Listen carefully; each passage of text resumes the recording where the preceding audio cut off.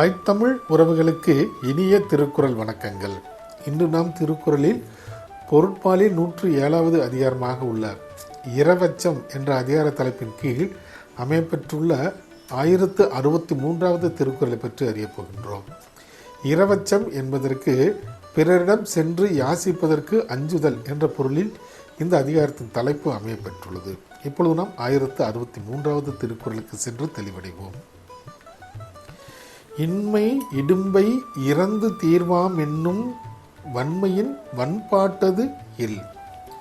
இன்மை இடும்பை இறந்து தீர்வாம் என்னும் வன்மையின் வன்பாட்டது இல். இத்திருக்குறளுக்கான பொருள் என்னவென்பதை இப்போது நாம் காண்போம். இல்லாமையால் வரும் துன்பத்தை பிறரிடம் சென்று இறந்து தீர்த்து கொள்ளலாம் என்ற எண்ணம் கொடுமையிலும் மிக கொடுமையானது என்பது இத்திருக்குறளுக்கான பொருளாக உள்ளது. மீண்டும் பொருள், இல்லாமையால் வரும் துன்பத்தை பிறரிடம் சென்று யாசித்து தீர்த்து கொள்ளலாம் என்ற எண்ணம் கொள்வது கொடுமையிலும் மிக கொடுமையானது என்பது இத்திருக்குறளுக்கான பொருளாக உள்ளது.